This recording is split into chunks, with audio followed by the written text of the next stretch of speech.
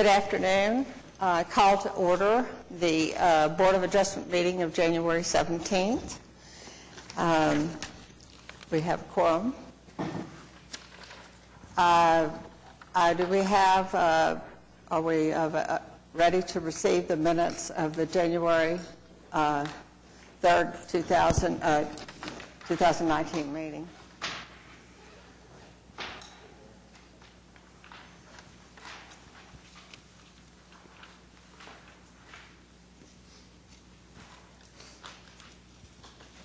Motion to receive minutes from January 3rd, 2019. Second. Okay. We have a motion and a second to receive the minutes of January 3rd. Please vote, please. Wait a minute. I'm sorry, we have an error in our voting. Did we have it corrected? So, before we move any further, I needed to start off probably by those of you who have not been here before. You have on your agenda, it gives you pretty much the guidelines for how you do the presentation, but we first of all need to get the cell phones or any other devices turned off so it will not interrupt our meeting. Also, if you're anybody other than the applicant and you wish to be heard today, you need to sign up so you can be heard with your name and address, and when we're called for other people to talk, you can come forward, but you need to do the signing up first before you can be heard. The applicant will be given at least 5 minutes, and maybe we will have questions of the applicant, and other people who might want to be heard can respond. We need the applicant to present your matter, and if some of you have had continuances, we need to update and to give us a summary of what was earlier presented. So I believe we can move on. So we have any requests for, do we have any withdrawals? Well, we have one request for a continuance, item number 10, case number 14554. We need to defer that to the February 17th, 2019. I need a motion on that. John, is that not number 4? No, this is the signs that we continued the last meeting. Wasn't sure if it was going to need to be renoticed. It's number 4D10. I'm looking at the wrong one. Never mind. I was looking at the wrong. Yeah, it's the one where it was on the street right away. Yeah, I wasn't sure if it needed to be renoticed, and it does. Gotcha. So it has to be continued to the February 7th meeting. Before we vote on this, I need to announce, since we only have 3 members here, it will take a unanimous vote on any of the items today to pass any matter today. So, motion please on the referral. Motion to approve the continuance for case number 14554. Second. I have a motion and a second to defer the item 14554 to February 7th. Please vote. Passed. It is deferred. Now we have Item number 3, case number 14562. The applicants are requesting this to be withdrawn in favor of applying for a SPUD. Before we move forward on that item, is anybody wanting to be heard on that item today who's not the applicant? Of the 2 items, we either deferred or withdrawn. Okay. So we can move to the items requiring separate vote.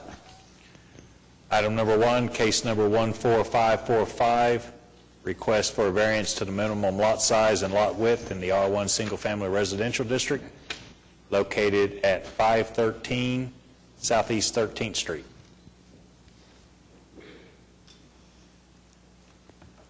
Let the record reflect we have one additional member who's just joined us. Janet R. Kyle, and it's the address 513 Southeast 13th Street. The last time we met, you were needing more proof of the 25-foot variance, and I emailed 5 different lots that have built on 25-foot variances. Could you summarize what your application is for so we can recap? Right now, the property sits at a 25-foot, 150-foot length, and when we called in to make sure that they would be able to build on that, and apparently the code has changed to where you need 50-foot front lots, and so the last time we were here, one of the other board members had mentioned that he couldn't find any. I found 5 other properties surrounding that property, so she wants to be able to build on that property. I think we clarified the fact that a tiny home could not Right, be and placed there. It would have to be built. Okay, she'll go with whatever it is that you guys want her to do, but there's other homes in that addition that are built on a 25-foot width, and that's what you guys needed proof of. Okay, could you go over the names of the locations of those other comparables you've given us, please? Okay. Let's see, 522 Southeast 11th Street. It's sitting on a 1 lot, 25-foot wide. The depth is 135. And then 611 Southeast 12th Street, 25-foot front, 30-foot depth. And then, and I can give you the tax numbers on that as well. 628 Southeast 13th Street. That one's sitting on a 25-foot frontage, and that's lot number 8 on that, and that was done in 2016. The date of that picture was 2016.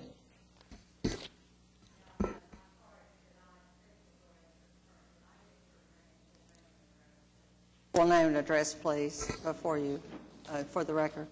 It is Janet R. Kyle, and the address on that, hold on, my paperwork,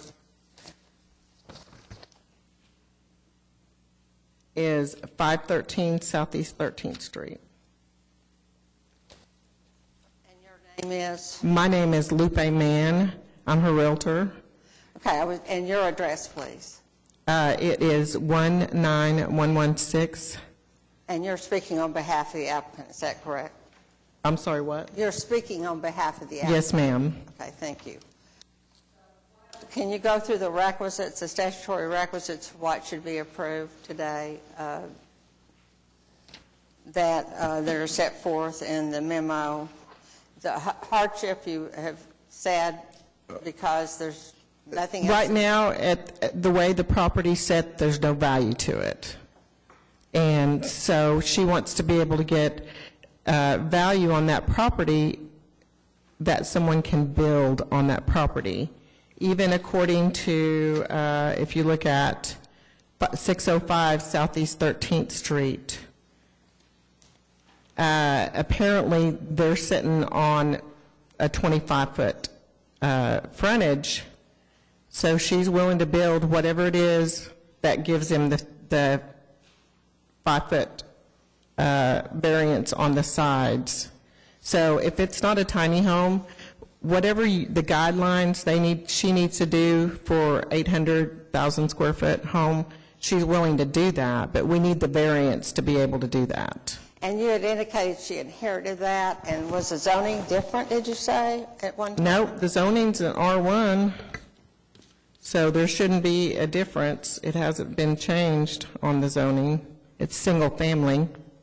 Okay, I thought you said the restrictions or regulations were different. Well, when I called in to the zoning area, I just wanted to find out what could be built on that. And so whenever I talked to the zoning department, we were told that it couldn't be built on a 5-foot frontage.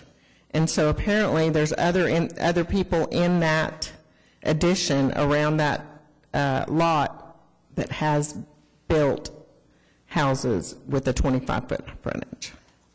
Board members, questions? I have no questions. I think the comps satisfy our concerns from the last time I was here, so I'd be supportive of it at this point. Is there anybody here to be heard on this matter other than the applicant? I believe we're ready for a motion. I'll move to approve case number 14545 on the basis that it meets the statutory requirements for a variance. I'll second. We have a motion and a second to approve the variance. Would you please vote? The variance is granted. Thank you very much. Will we get proof in the mail with that? Okay, thank you. Item number 2, case number 14561, request for a variance to the condition that if a nonconforming use ceases for more than 2 years, the property will conform to current code in the I-1 Light Industrial District located at 2829 West California Avenue. Hi, George Mendros, 5800 North Porter Avenue. I'm here to represent the Mr. Ahmed. Okay. Could you present your matter? I'm sorry? Could you present your application, please? Yes. What we're wanting to, let me back up a little. What happened was that right now it was the store itself was closed down for 2 years, but this was back in 2004 and 5 due to fire, and my client actually didn't purchase it until July 2008. When that occurred, he got the code, went through codes and everything else, and got the proper permits to get this going. And this establishment has been a drinking establishment for over 60 years. So I guess what we're trying to say is that whenever we went for the certificate of compliance in the ABLE Commission, that's whenever this all came about. So. For the record, I just think before we proceed further, you're claiming that you should be entitled to a variance to the nonconforming use. Is that correct? Yes, ma'am. In mid-'80s, I was involved in litigation when it was the Bosco's Club regarding the Beagle Ordinance, but it has had nothing to do with any violations, and I just wanted to disclose that. But I do not believe I have a conflict to vote on this matter. I'm just disclosing it to the board and to you. Thank you. I have some questions. I don't think you had any of the timelines that I have looked at indicate your use ended, that you no longer had, it went way beyond 2 years. And our records, and we can go through the records on this matter, on what we have before us, the city records. We have license that we can look at, which the license was kept up during that time period, even though it was closed. But then the license expired in 2013. So we have the last city license, and you weren't here last time, I don't believe. The last city license was 2013.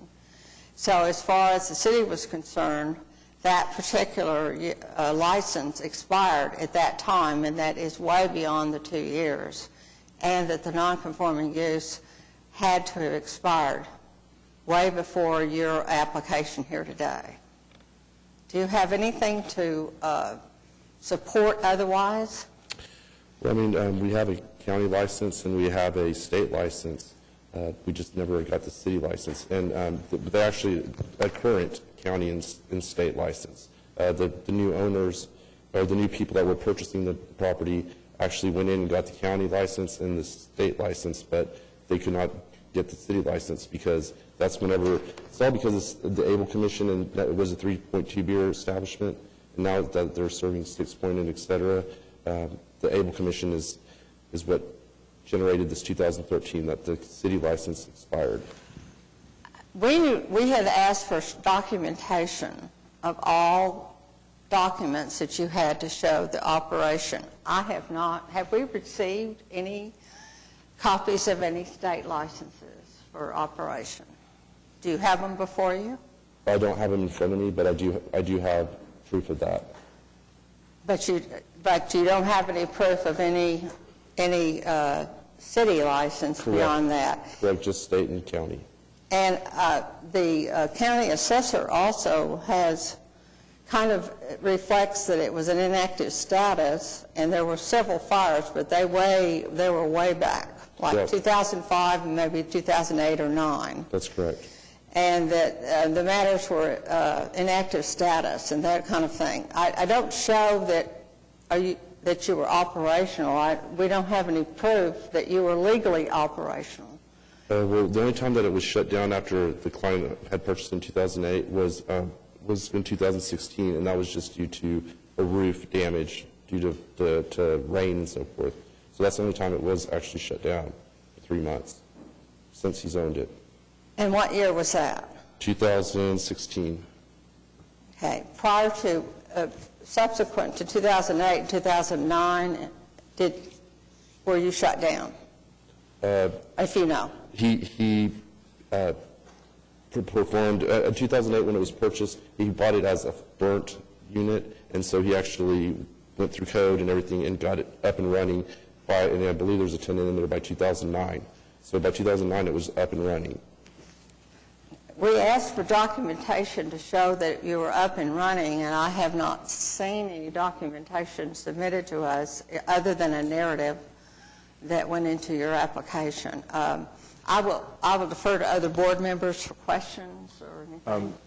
So I'm clear, you were running hot pretty much from 2013 to 2016 with no city beverage license? Well, no, I mean, as far as we know, we had the documentation that showed that we were running operational correctly, legally. So That would help me if I had something that showed at least 2013 to 16, y'all were compliant with, even still, it's quite a bit to ask for variance on this, in my opinion. it is. And I think in the last meeting, if I'm correct, they asked to see proof of an application for a special permit. If you guys went through that route, then what was the result of that? So I have not seen that. I don't know. Right, if I'm correct. We were just given the option to either go this route or go through the special, and we went this route because it was, of course, it was expedited faster. I think the better fit is to go for the special permit. You're no longer, I think, based on what's been presented to us, I'm just opining, I can't do a motion or anything, but that you are no longer have a non-conforming use once that 213 license expired. We have no other evidence to show that you have continued or non-conforming. You go 2 years from your July date or your application date, and it's 2016. We don't have evidence from 2013 to 2016. I'd like to ask our city attorney what we do have and what we need. Yeah, I don't believe that, and I believe you are correct, that we've not received any documentation, and that the city has no record of having issued any licenses to this establishment since 2013. Whether or not the applicant might have any state or county licenses, they still would have been out of compliance with city licensing requirements, but we don't have any documentation one way or the other on the other governmental entities. Okay, and although this establishment has been a drinking establishment for 60 years, and it has been running, I mean, does that not hold any weight? Operating outside of the legal requirements doesn't go toward the continuation of the legal nonconforming status. Once you're out of compliance with the law, which here also requires city licensing, then the nonconforming status would also be lost. Okay, and then I guess that was the confusion, is we never knew that the city license had expired. So, I mean, 2013, that was all new to us until the Able Commission. We went for a certificate of compliance to the Able Commission, and that's when all this hiccup came up. So.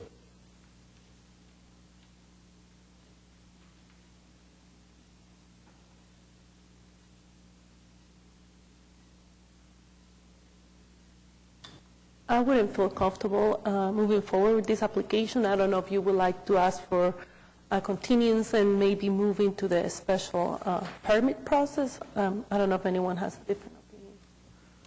That would be my suggestion as well. That when you do that, you can take the money that you spent here and roll it over to the next application and go that route. That's what's necessary then, absolutely. I also sit on the planning commission, and I'll tell you, I'd feel a lot better about it, passing it there and getting it in actual conforming status than letting this go. So what would you like to do? Would you like us to take a vote today, or would you like to, a continuance, or would you like to try to make the application, transfer the money to the application for the special permit? Try to transfer to special permit. So that's what I would need to speak with my client, but I would think that would be the best alternative. Because I know if I voted today, it probably would not go very well. Okay, I will move for continuance to the next meeting, February 7th. to February 7th, 2019. Second. We have a motion and a second for continuance. Please vote. Motion to continue is granted. Thank you. Thank you. Item number 4, case number 14563, request for a variance to the maximum size and number of accessory signs in the O2 General Office District located at 9801 North Oklahoma Avenue. Good afternoon. My name is Mark Galliard, 9600 Broadway Extension. I am the CEO for McBride. I am Julie Muller, 9600 Broadway Extension. I'm the marketing director for McBride. Well, needless to say, we've been here before when we were building our medical office building, and if you've been to that intersection at Oklahoma Avenue with all the healthcare construction, you've got our hospital, our new medical office building, you've got community hospital. Community hospital is going to be extending. You've got a GI group that's going to be building to the north of our surgery center. You're going to have some other healthcare stuff coming here soon. And so one of the concerns that we have, and we've seen a little bit even with the signage that we currently have on our medical office building, just older patients, joint replacement patients, are having to park somewhere confused where they were supposed to go. And we see a lot of that between us and community hospital, and then they have to walk back to their car and try to change that. So what we're trying to ask for on our surgery center is to make sure that off of Oklahoma Avenue, you pretty much will be able to tell that it's our ambulatory surgery center. And then because soon there'll be a GI surgery center is what's supposed to be developed to the north of that, to hopefully to decrease some of that confusion. And then also on the building, we're asking, probably on the next slide, or two more, one more, please. Bingo. So then we're asking, because for efficiency of the building, we want to make sure that they know that's our surgery center and then where to pick up their patients after they have surgery. So we're asking for the variance on basically the number and the square footage, just to make sure that our patients aren't confused and going to the wrong location and then having to walk and et cetera to try to get that taken care of. Let's get a clarification on the number that you're asking a variance for. The memo says 5 wall signs. We're actually 3 wall signs and 3 exterior monument signs. With the same total square footage is contained in the application, in the staff report. Correct. Can I just go back a little bit? Since you were here before, we approved a number of wayfaring signs. So did you acquire other parcels of land, or is expansion going to go to other parcels of land? We actually, so we acquired that land originally way back with the potential that we knew we were going to expand. We can't expand any more north or south. Only expansion we will be able to do is on that corner where there's the daycare center, between that daycare and the Thunder facility. We own 13 acres there. Okay. So why do you... No more north expansion. We're out of space. So why do you need all 3 of those signs? Well, mainly just for direction, because my concern is when the GI group gets, that surgery center, medical office gets built, that private road is coming through that will connect to the surgery center and then the GI facility, then I think there's going to be some confusion in which building is whose. And so that's why we're asking for the variances, to hopefully eliminate some of the confusion on our patients. No, that's the main reason. It's going to get very complicated of where you're supposed to go when everything's built in that area. Okay, board members, questions? None for me. I can't find any reason why I wouldn't support it. I think we ought to do this now. Yeah, thank you. Okay, so we have a motion. Kevin, is that a motion? I move to approve the variance. I'll second. As amended with the three. With three wall signs, 3 ground signs? Second. Yeah, second. We have a motion and a second to approve 14563 and showing that the requisites, statutory requisites have been made. Let's take a vote. Okay, the variance was Thank you granted. very much. As amended. Hopefully you won't see us in a while. Thank you.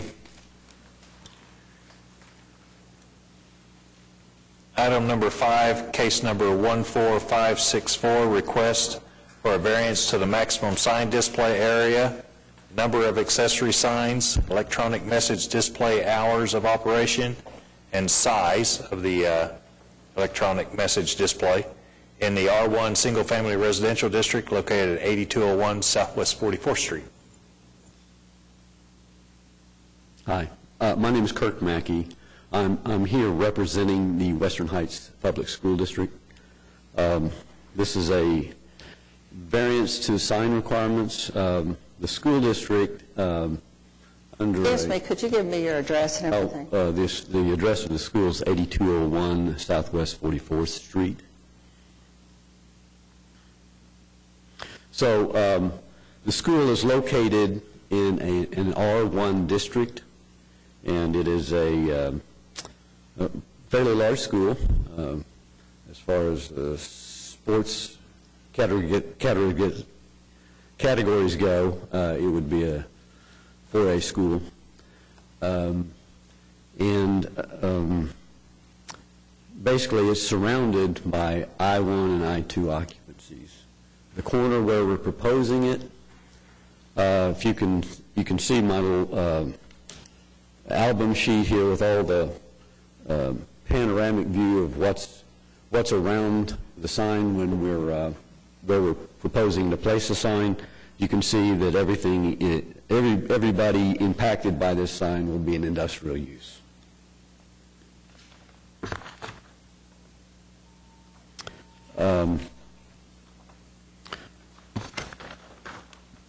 Now, you're proposing to withdraw the current, to remove the current sign that's at that corner, is that correct? Yes, ma'am. So the current pylon sign we're proposing to remove, and this will be a replacement sign. So as part of the condition for the approval, we would condition that to call for the removal of the existing sign. We would agree with that. Could you go over why that is, what is that little water project going to be exactly? How's it going to be? Why you need all the signage on that? Well, the owner wants to put a good impression to the community, and they want to be able to inform their constituents. So the water feature is basically an idea of one of the board members. So that's why we're proposing it. We feel like it'll add a presence to the community that will be both pleasing and be an advantage for the community. Also, you want time change, is correct? Yes, as part of this request, we request to place an electronic messaging display, type 2 unit on this sign, and basically, I mean, they start their activities around 6 o'clock in the morning, and they end Sometimes they end their activities around, 11 o'clock if they have a football game or something like that. That's going to be active at those times. Board members? Do we have any code that relates to signs and water features? Code is for it to operate from 7 in the morning to 8 at night. Is it specific to water features, or is that? No, that that's doesn't just matter? for the electronic message board. Okay. And operate in residential zoning. As far as water features go, As far as water features go, the water feature itself was permitted. It's a permitted structure. okay. It seems like a pretty ambitious sign to me. And if it was surrounded by residential, I might have an issue with it, but it's not. I've been in the area many times. I can support it. The time you want it amended to is what time? 6 to... 6 to 11, I believe, is what we've submitted. So you want a variance to the maximum sign display area, the number of accessory signs, so you want a variances to that, correct? Yes. You also want a variance with respect to the electronic message display hours of operation. So you're wanting 3, is that correct, variances? Yes, ma'am. Is there anybody who wants to be heard on this matter that's in the audience that who hasn't talked, or any other board members' comments? I feel comfortable supporting this application. I feel in the city we don't have it still good guidelines for medical facilities and schools, and it is in an industrial area, so really the hours that you want a change, I don't think it will affect people who actually live in those neighborhoods. Anybody else? I will... I can make a motion? Yes. It would include all 3 variances, or it could be separately voted on, whichever. I feel comfortable with all of them. I'll open it in case you guys have a comment. Okay, then I'll make a motion with all the variances, and also we already talked that the sign that's there in place right now needs to be removed. So a motion to approve case number 14564 because it meets all the statutory requirements for a variance. Second.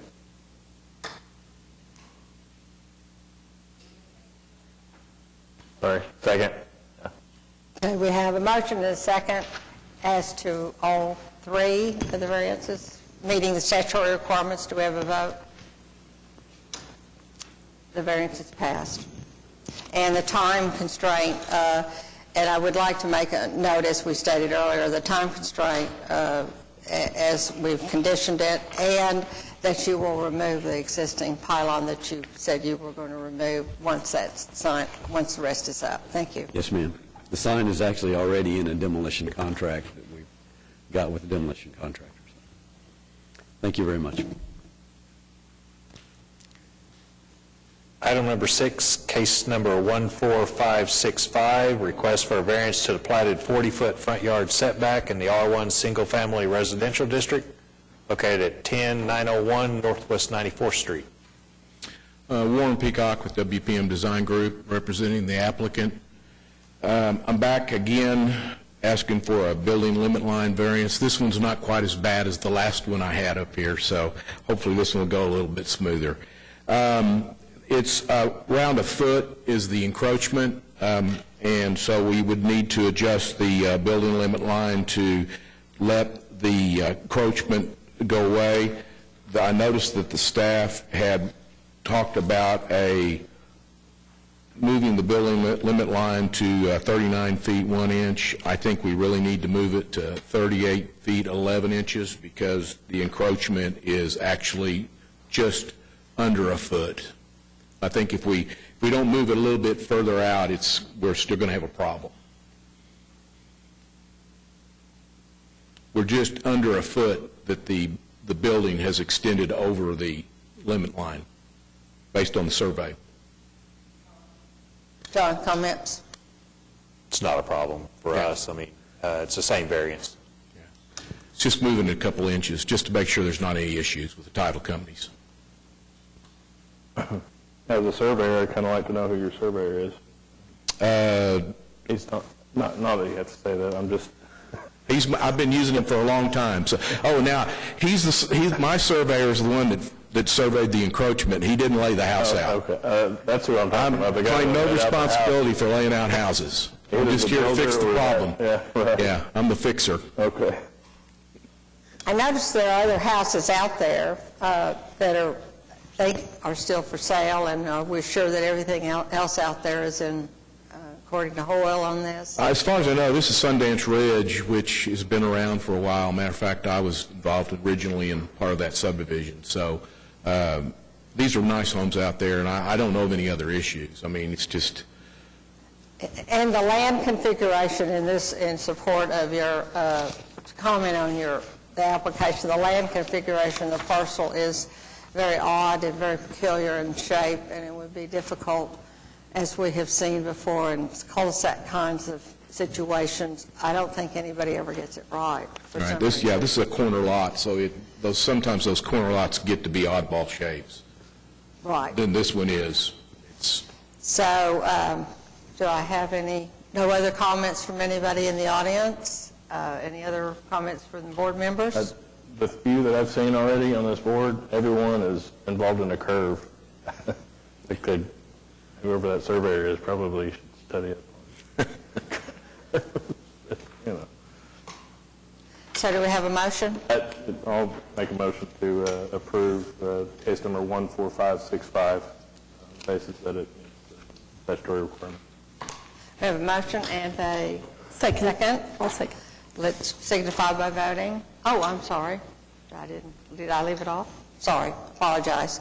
Let's signify by voting yes, or no, or whatever. Thank you. Sorry. Thank you very much. It passed. Item number 7, case number 14566, request for a variance to allow an existing single-family home to be used as a temporary dwelling to construct a new home and to allow up to 6 months for the removal of the existing home once the new home is completed in the AA Agricultural District located at 4700 Southeast 139th Street.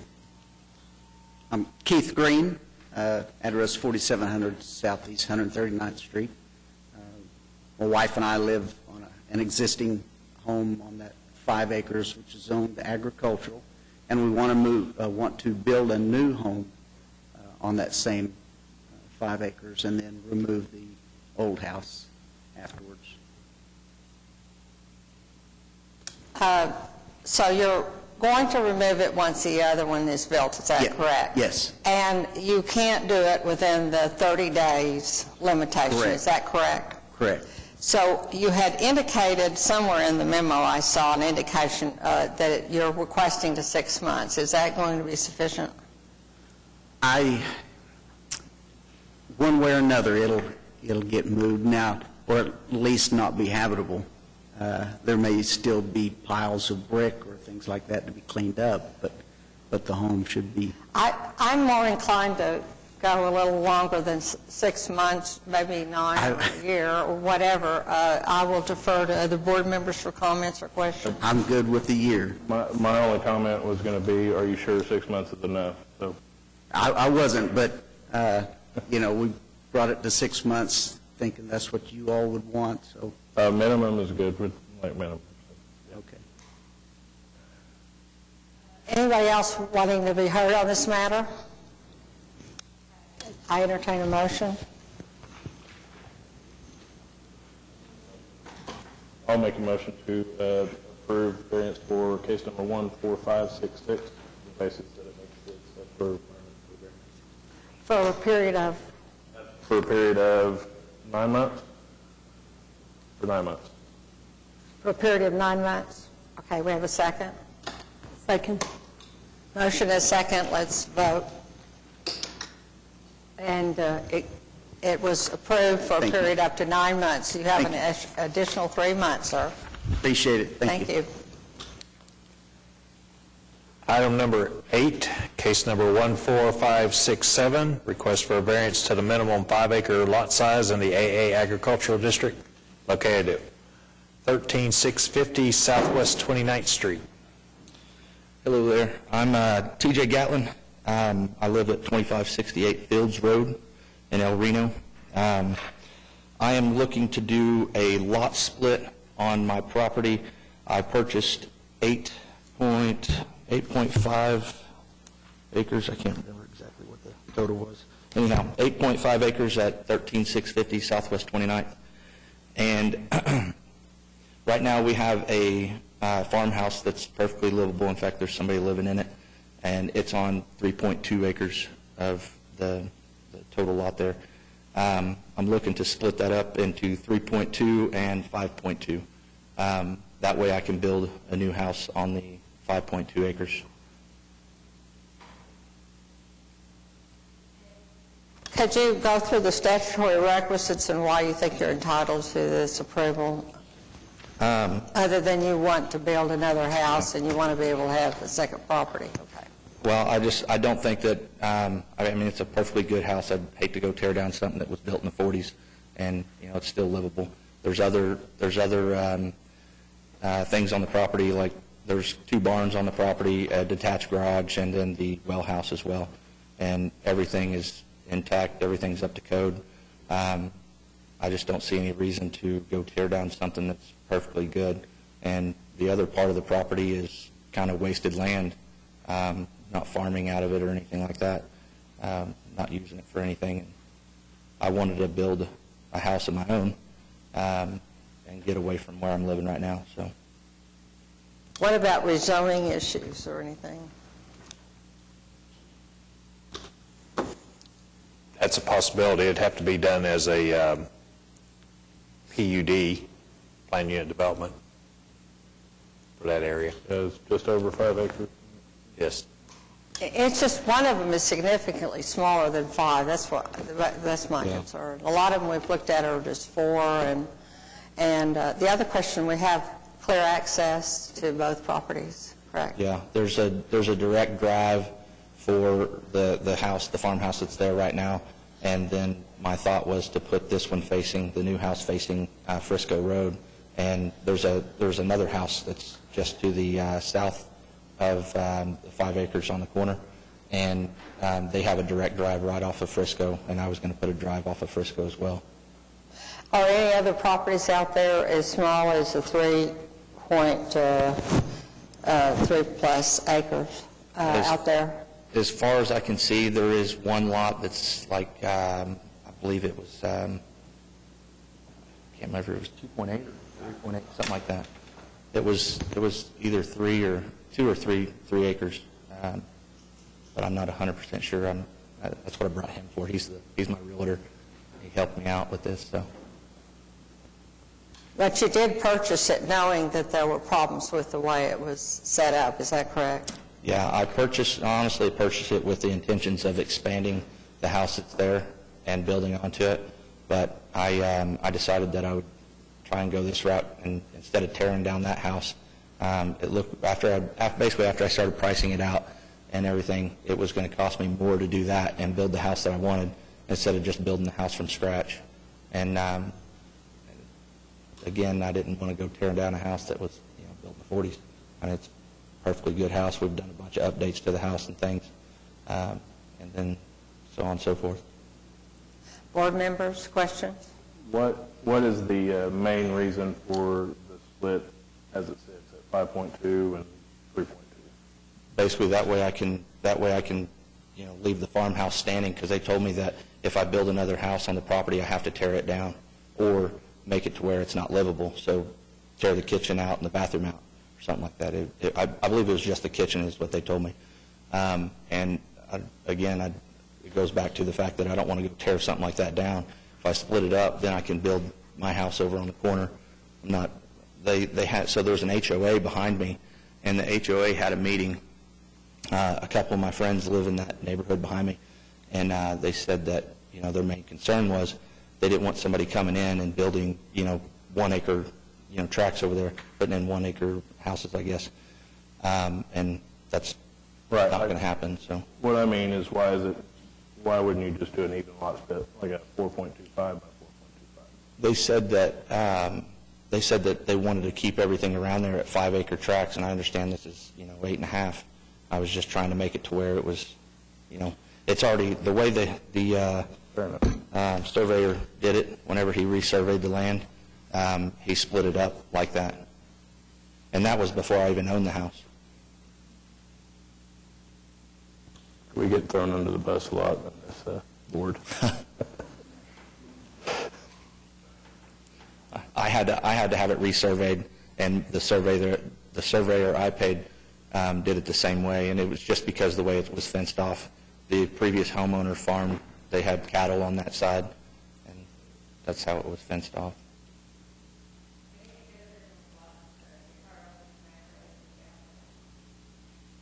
I'm sorry. Any individuals want to be heard on this matter other than the applicant? I'm in a quandary about this because the split is so much smaller on the second one. I'm having a hard time with this one. Anybody else, board members? Kind of where I'm at too. That was my main question is why, split it evenly, and, they're both almost 5.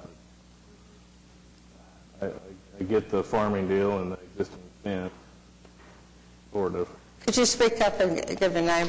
My name's Thad Dobson, and I live actually out kind of west of where he's building. My thought would be is that since everything's already 5 acres around that area, splitting it like they've got it on here would only make one property different. Instead of if you split it up in half, it would be 4 and 4. It wouldn't be a full 5 acres. So you'd have one 5 acre and one 3.2 acre. You know what I'm saying? Like instead of having 2 that aren't 5 acre like everything else, you'd have one that's actually 5 and then just one that's 3.2 or something like that. Would be my thought. I don't know. That was my thought. I didn't get your address, please. Oh, it's 2802 Fields Road, El Reno. Thank you. I would like to ask our city attorney on this, your thinking on this about the way that split or anything regarding versus 5 versus 3 or splitting it even. It's, what the applicant has applied for is it in this configuration. I suppose if the applicant were, if the board would be more comfortable with splitting it into 4 and 4 with, odd change in between, then we could do a continuance if that is something that all the parties would be willing to contemplate.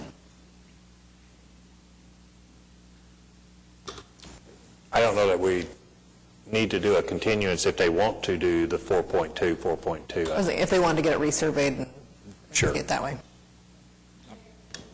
I understand he's already got it set, surveyed and everything, and so he has the one he wants to build for himself. The one you want to build for yourself is the 5 acres, right? Yeah. And the other, you're going to, somebody else will get it eventually, right? Well, the guy that's living in there right now wants it. A friend of mine that's living in the house right now, he's already told me that if this happens, then he wants to purchase that property from me.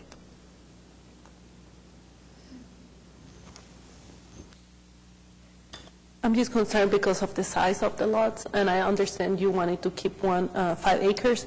And if you mentioned that there's maybe another property in the area that is smaller, maybe if you can, and if everyone else wants to see, I would like to see maybe you showing us that, yeah, there's other lots in the area that maybe they're not conforming to the 5 acres.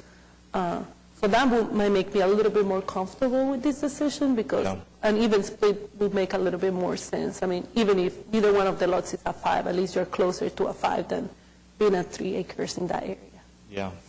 So if I said that, I'd have it resurveyed and gone to, basically, what would that be? 4.3 acres apiece or something like that?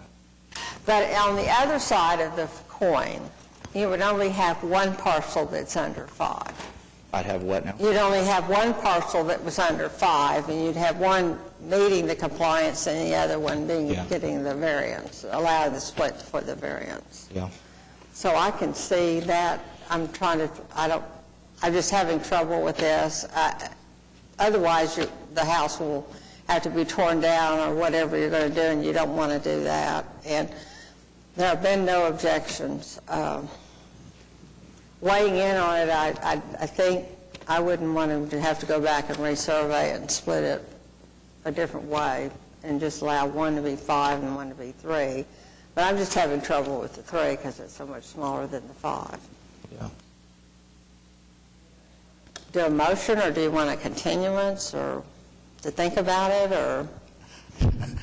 You have me, I don't know. What do you think I should do? I don't know either. I mean, that would be up to Evan? I mean, Hello? I don't know. Long night. You have a recommendation? Yeah. We're rookies here. Yeah.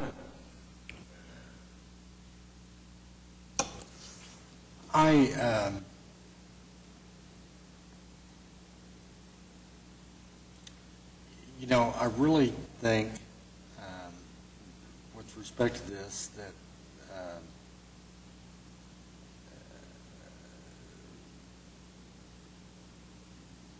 we need to give consideration to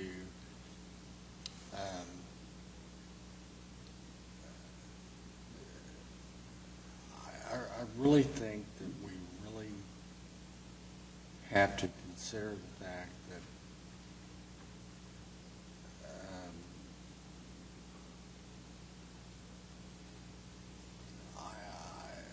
I'm concerned about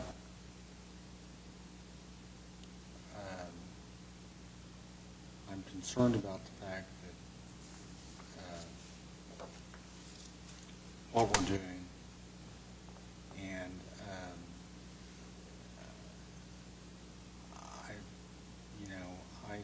I think we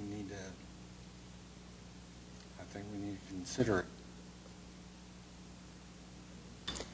Yeah, I know you're asking a little bit over 5. Maybe if you go 5 and 3.5, will make me a little bit more comfortable. Or if we have a realtor here who mentioned, I don't remember if it was you or a property owner who mentioned that there is another property on the area. If you can give us an idea maybe where that other property is, if it's, something that is happening in the area. Yeah. Because I do see there is a good house there. Yeah. I don't want to destroy it, but at the same time, split it in the middle. I mean, it's closer to 5, but then they will both be under the 5-acre limit. So, I'd like to go over the statutory requisites one more time. You purchased that with this understanding that you had a problem. You've changed your mind because of the cost of renovating it. But the hardship is kind of your creation, a little bit. The conditions are not peculiar to the piece of the property because that's how it came. So you have to meet all these requisites, but is the variance, if granted, would be the minimum necessary to alleviate whatever your hardship is, which is you don't want to tear the other house down. So that is the issue. And I think you need to address those requisites because we're required to find those, make those findings. Okay. So you're saying that I need to find the other properties around that are, is that what you're saying? I'm sorry, is it the other properties around that are not? Right, that are less than 5 acres. Okay. that's something I requested, but what Chairman is asking is more that you need to address the statutory requirements, because that's what we're required to look at Yeah. to even consider a variance. So a lot of those statutory requirements might be more of you deciding when purchasing the house, already knowing that you had to destroy the other property. I didn't know, I mean, when I purchased it, I didn't know I was going to have to destroy the property. And nobody ever told me, whenever I talked to the previous homeowner, nobody ever told me that I wasn't going to be allowed to do that. And in fact, they had told me that they were planning on building on that corner lot, but the previous homeowner got hurt and had to go into a rehabilitation center. So that's why I purchased the property, because my intentions were to build a new house, and I thought at the time that I was going to renovate that place, but it was not worth it. So I mean, it was better off to just fix what I had and build something new. So I kind of stuck between a rock and a hard spot, because I don't want to tear down something it's actually a pretty nice little place, and I've got 5 people living under my roof. I can't pack 5 people into 1,000 square foot. So, John, when it comes to zoning, is there anything that can be done in the process of planning commission or something that he can follow instead of a variance? Well, I mean, they can rezone the property.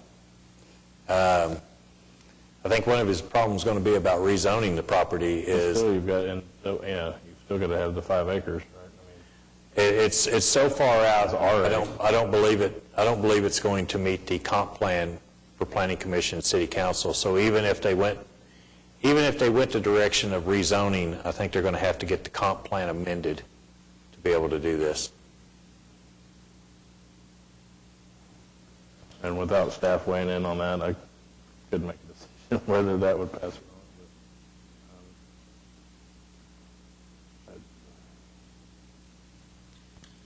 or not.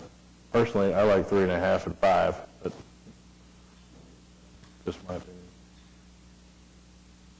Would you like to have a continuance so you can kind of think over this and review some of these matters? that would be fine, but I mean, I'd tell you that I'm completely fine with the 3.5 and 5 as well. I mean, I would rather, build instead of tear down. I'd rather build something instead of tear one down to build it, you know what I mean? And I'd kind of at you guys' mercy, And the minimum necessary to alleviate the hardship would mean that one of them would actually comply with it being 5,000, whereas the other would not, and that is the problematic issue. Right, and at 3.5 is about as close as you can get to 5. I mean, splitting it with the other one at 5. The other additional issue is he wants to build a house, and to alleviate the hardship would mean that he doesn't have a desire to tear down a viable existing structure. Could I ask the city attorney on that, with respect to the requisites on that issue? If the board feels as though the statutory requirements have been met, and this is by splitting the lots this way is the minimum necessary to alleviate the hardship, and it's not going to have any kind of adverse impact on the surrounding area, then it'd be appropriate to grant the variance. But if the board feels that there would be less of an adverse impact on the surrounding area by splitting the lots differently, that's another option to consider. Honestly, 0.3 acres is really hard to see on the ground, but, on paper, it does look a lot better. And with my quick math, it's actually 3.539, I think, would be the split.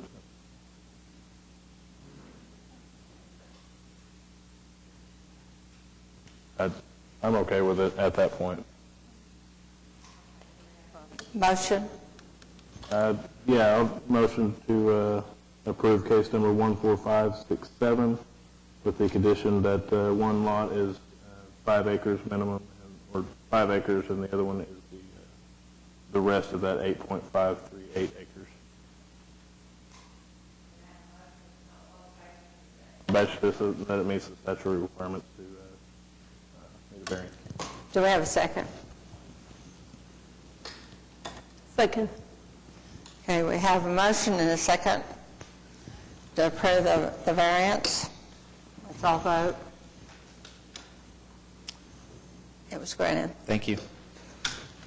Do I just, once I get that, rezoned, do I turn that in whenever I ask for a building permit or something, so y'all know that I've done it? Once we have a 10-day appeal period, once that's over, you need to come back to our office and apply for a lot split, deed approval. That'll work. Thank you. Item number 9, case number 14568, request for a variance to permit a gravel parking and storage surface in the I-2 Moderate Industrial District located at 5014 Southwest 20th Street. I believe you've signed up. Is that correct? Excuse me? You have signed up. Is Yes. that correct, Mr. Stewart? It's Jimmy Stewart, 2113 Highlands Landing, Edmond. And the property there is 5014 Southwest 20th. This all came about because when I went to do a driveway permit to pour into the site, wanting to put a driveway in, concrete drive, and a more secure gate, because there was just an original bar gate there on the property. I was informed that the city doesn't have an easement because it's not on the side of the property. So in order for me to start the process of doing things there, had to apply for the building permit, and then it came about that, other things I want to do there, the future building this year that we would like to apply for doing, all the other things that it all ties to the building permit. And so the first thing that was brought to my attention was the variance for the gravel parking. Other sites in this industrial area are doing the same thing as I'm wanting to do, so I didn't think it'd be a problem when I bought the property. So that's kind of where we're at. We have engineers working on the building, structural engineers working on the building, and civil engineers working on the water and sewer plans right now. And I'd say in the next 30 days, we'll be submitting into the city to try to get the actual building permit. Is that the one on the end where it's all dirt? Yes. Okay, because I went out there, and part of the issue might be at this particular time the gravel's necessary because the type of equipment that will be going over that property. Is that correct? Or start on that? The type of equipment, the heaviness, and all that. Yes, all the equipment we own is they're all heavy equipment, oversized loads, and the reason for the gravel parking is 20% of the equipment we have has tracks on it, and metal tracks instead of tires, and so it would tear up any hard surface paving that was out there. We will be putting hard surface paving, once we're allowed, in the driveway area, and then also aprons around the shop building and future office building. But the rest of it, we would like to have gravel because, it'll just tear it apart. Maintenance would be every day. So where will the building be? Will it be on the end? Yeah, it'll be on the south end of the property right there, south of the 20th Street. So you want it to have partial gravel, and then eventually when you have a building out there and a plan approved, you will actually pave? Around the building, yeah. Around the building. And from the drive into the building. So are you agreeable with some kind of condition on how that variance to be granted regarding that area? As far as years allowed type of thing?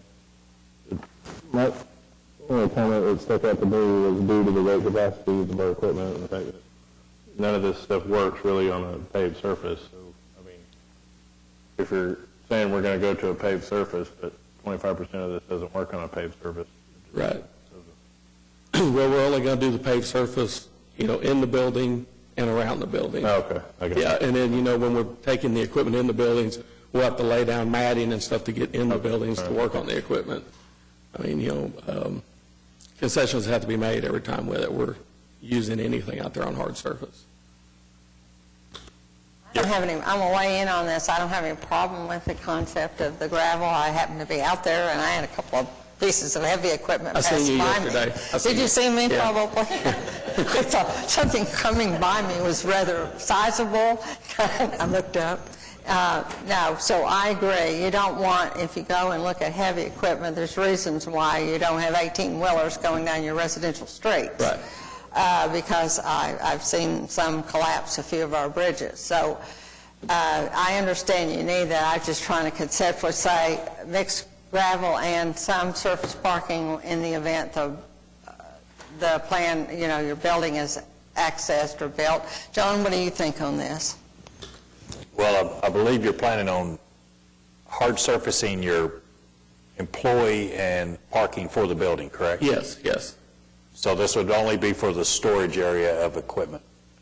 So if you was to approve it, I would say just for the storage area, not the parking. Yeah, not the parking or, the aprons around the building will all be, concrete, and parking at the office and everything around it. But all the other drive areas need to be gravel. so that, when we're turning, going up to get in the shop, we don't just tear the concrete up. If not, we'll be rolling out rubber mats for a mile trying to get equipment to the shop. But coming in the gate, it'll all be concrete up to the building, I would think you could approve it upon all parking for the building to be hard surfaced, the rest of it to be gravel. I'm okay with that. Is that a motion? I'll make a motion to approve case number 14568 on the condition that all the parking for the location will be hard, for the building, will be hard surface, and that it meets the statutory requirements for variance. Second. I have a motion and a second. Let's vote. It was granted. Thank you. And I have one question, because I'm wanting to pour the drive, so after this, the 10-day grace period, then we can get the permit and pour the drive? Yes. Okay. Thank you.